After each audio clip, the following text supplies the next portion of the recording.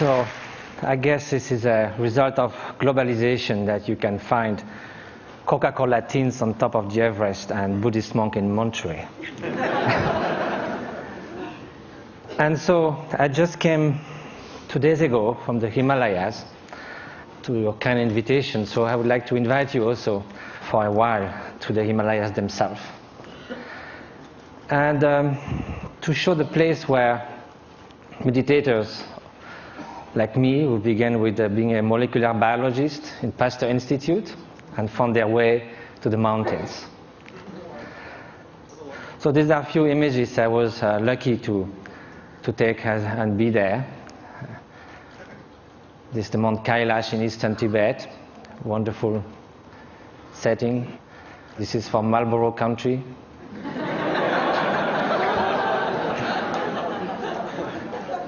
This is a turquoise lake, a meditator. This is the hottest day of the year, somewhere in eastern Tibet, on August 1st. And the night before, we camped, and my Tibetan friends said, we're going to sleep outside. And I said, why? We have enough space in the tent. They say, yes, but it's summertime.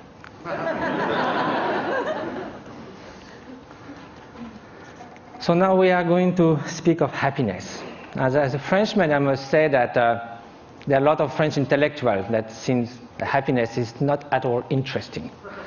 I just wrote an essay on happiness, and there was a controversy, and someone wrote an article saying, don't impose on us the dirty work of happiness.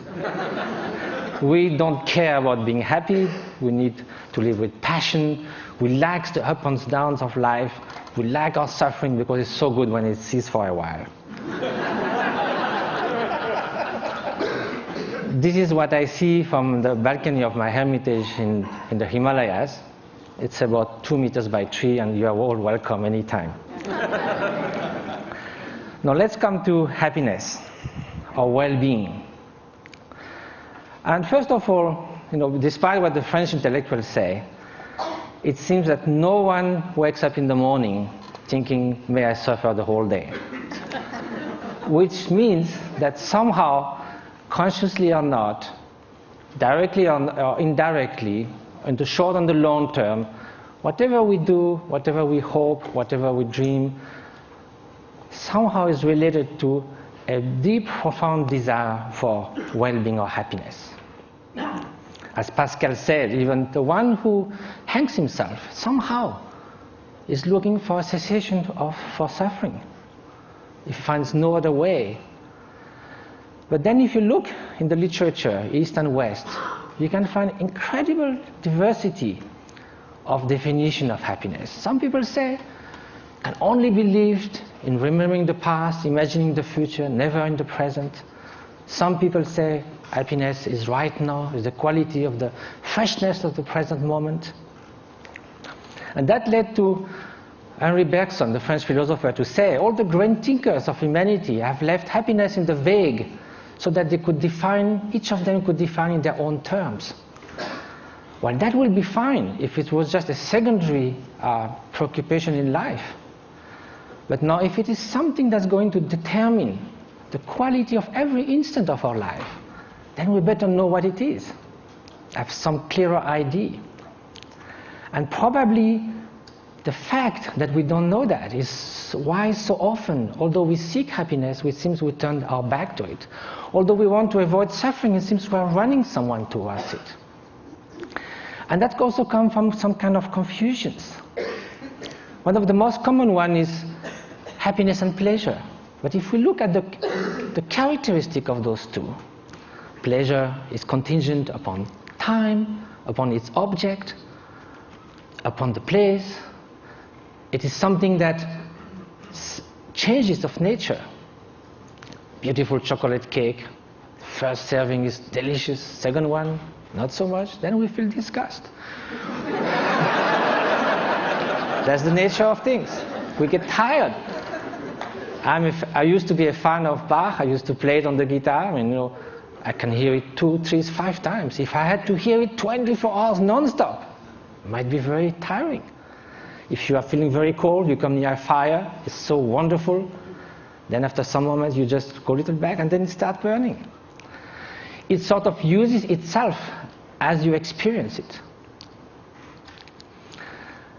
And also again, it can also, it's something that it is not something that is radiating outside. Like you can feel intense pleasure and some others around you can be suffering a lot. Now, what then will be happiness? And happiness, of course, is such a vague word. So let's say well-being. And so I think the best definition, according to the Buddhist view, is that well-being is not just a mere pleasurable sensation. It is a deep sense of serenity and fulfillment, a state that actually pervades and underlies all emotional states and all the joys of sorrows that can come one's way. Well, that might be surprising. Can we have this kind of well-being while being sad? In a way, why not? Because we are speaking at a different level. Look at the waves coming near the shore. When you are at the bottom of the wave, you hit the bottom. You hit the solid rock. When you are surfing on the top, you are all elated. So you go from elation to depression. There's no depth. Now if you look at the high sea, there might be beautiful, calm ocean like a mirror. There might be storms, but the depth of the ocean is still there, unchanged. So now how is that? It can only be a state of being, not just a fleeting emotion, sensation, even joy that can be the spring of happiness. But there's also wicked joy. You can rejoice in someone's suffering. So now how do we proceed in our quest for happiness? Very often we look outside.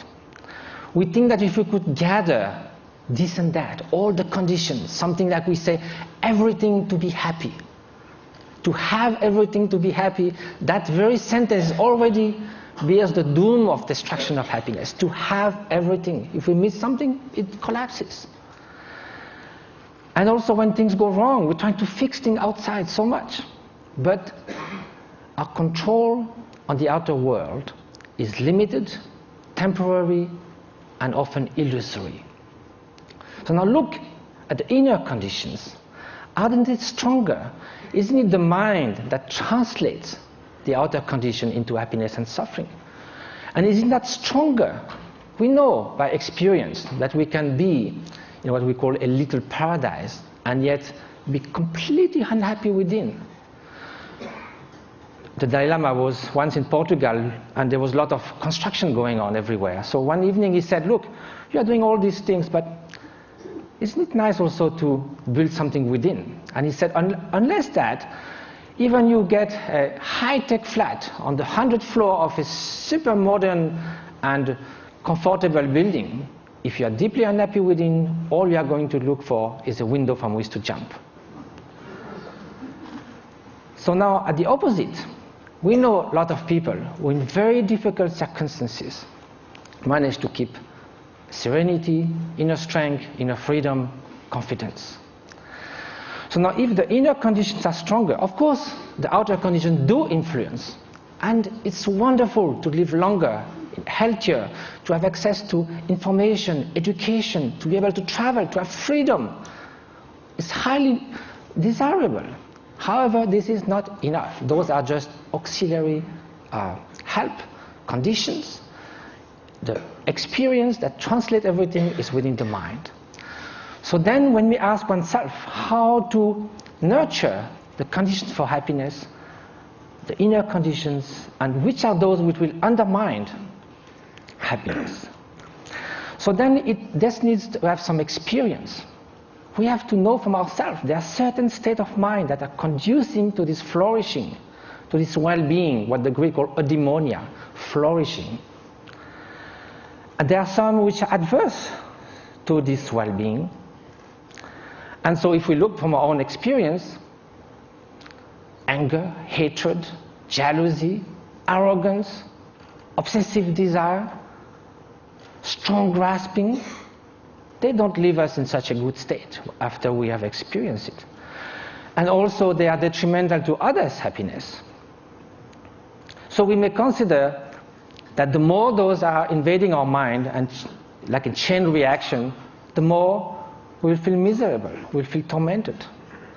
At the opposite, everyone knows deep within that an act of selfish generosity, if from the distance, without anyone knowing anything about it, we could save a child's life, make someone happy. We don't need a recognition.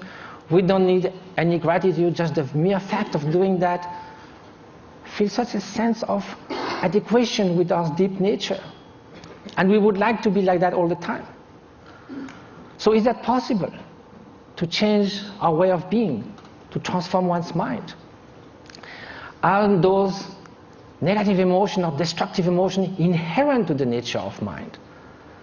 Is a change possible in our emotions, in our traits, in our moods? So for that we have to ask, what is the nature of mind? And if we look from the experiential point of view, there is a primary quality of consciousness. That is the mere fact to be cognitive, to be aware. Consciousness is like a mirror that allows all images to rise on it. You can have ugly faces, beautiful faces in the mirror. The mirror allows that, but the mirror is not tainted, is not modified, is not altered by those images. Likewise, behind every single thought, there is the bare consciousness, pure awareness. This is the nature. It cannot be tainted intrinsically with hatred or jealousy, because then, if it was always there, like a dye that would permeate the whole cloth, then it would be found all the time somewhere. We know we're not always angry, always jealous, or always generous. So because the basic fabric of consciousness is this pure cognitive quality that differentiates it from a stone, there is a possibility for change, because all emotions are fleeting. That is the ground for mind training. Mind training is based on the idea that two opposite mental factors cannot happen at the same time. You could go from love to hate, but you cannot at the same time, toward the same object, the same person, one to harm and one to the good. You cannot in the same gesture shake hand and give a blow. So there are natural antidotes to emotions that are destructive to our inner well-being. So that's a way to proceed. Rejoicing compared to jealousy, a kind of sense of inner freedom as opposite to intense grasping and obsession, benevolence, loving kindness against hatred. But of course, each emotion then would need a particular antidote. Another way is to try to find a general antidote to all emotions. And that's by looking at their very nature. Usually, when we feel annoyed, hatred, or upset with someone, or obsessed with something, the mind goes again and again to that object. Each time it goes to the object, it reinforces that obsession or that annoyance. So then it's a self-perpetuating process. So what we need to look now is, instead of looking outward, we look inward. Look at anger itself. It looks very menacing, like a billowing monsoon cloud, thunderstorm. But we think we could sit on the cloud, but if we go there, it's just mist. Likewise, if you look at the thought of anger, it will vanish like frost under the morning sun. If you do this again and again, the propensity, the tendencies for anger to arise again will be less and less each time you dissolved it. And at the end, although it may arise, it will just cross the mind like a bird crossing the sky without leaving any track. So this is the principle of mind training. Now, it takes time, because it took time for all those faults in our mind, tendencies to build up. So it will take time to unfold them as well. But that's the only way to go. Mind transformation. That is the very meaning of meditation. It means familiarization with a new way of being, new way of perceiving things, which is more in adequation with reality, with interdependence, with the stream and continuous transformation which our being and our consciousness is. So the interface with cognitive science, since we need to come to that, and what was the subject of we have to deal in such a short time, with brain plasticity. Brain was thought to be more or less fixed. All the neuronal connection in numbers and quantities were thought till the last 20 years, thought to be more or less fixed when we reach the adult age. Now recently it has been found that it can change a lot.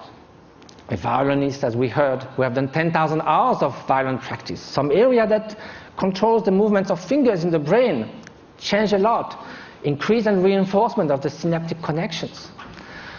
So can we do that with human qualities, with loving kindness, with patience, with openness? So that's what those great meditators have been doing. Some of them who came to the labs, like in Madison, Wisconsin, or in Berkeley, did 20 to 40,000 hours of meditation. They do like 3 years retreat where they do meditate 12 hours a day, and then the rest of their life they would do that 3-4 hours a day. They are real Olympic champions of mind training. This is the place where they meditate. You can see it's kind of inspiring. Now, here with 256 electrodes.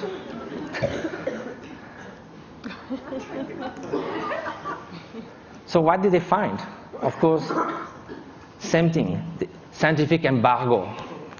A paper has been submitted to Nature. Hopefully it will be accepted. It deals with the state of compassion, unconditional compassion. We ask meditators who have been doing that for years and years and years to put their mind in a state where there's nothing but loving kindness, total availability to sentient being. Of course, during the training, we do that with objects. We think of people suffering, we think of people we love. But at some point, it can be a state which is all-pervading. Here's the preliminary result, which I can show because it's already been shown. The bell curve shows 150 controls. And what is being looked at is the difference between the right and the left frontal lobe. In very short, people who have more activity on the right side of the prefrontal cortex are more depressed, withdrawn, they don't describe a lot of positive affect.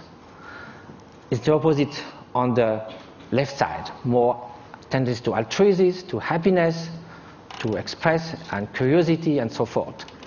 So there's a basic line for people, and also it can be changed. If you see a comic movie, you go more to the left side. If you are happy about something, you'll go more to the left side. If you have a bout of depression, you'll go to the right side.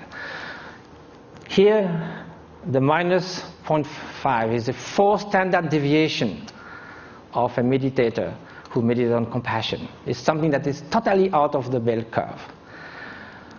So I have no time to go into all the different scientific results. Hopefully they will come.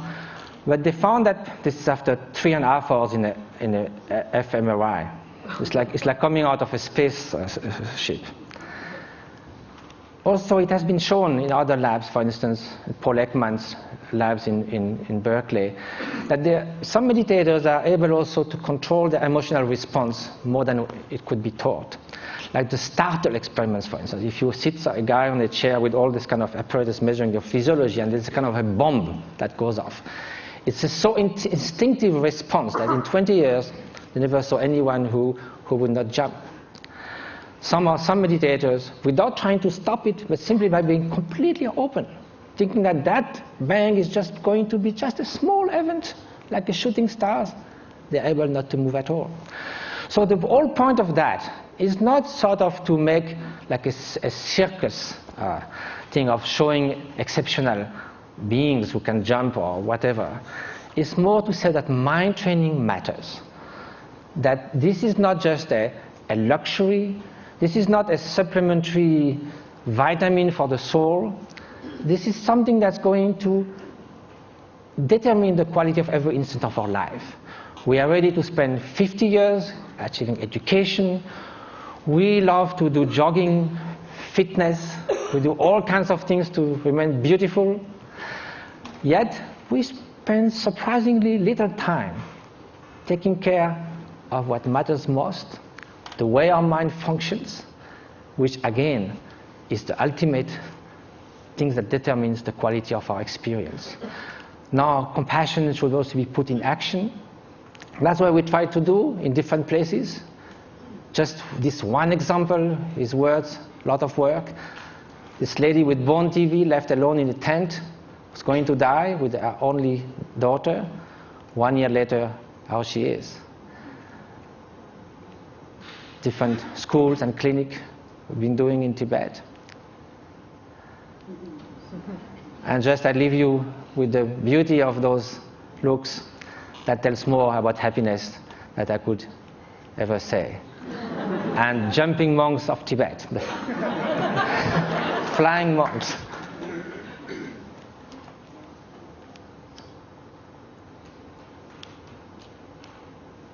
Thank you very much.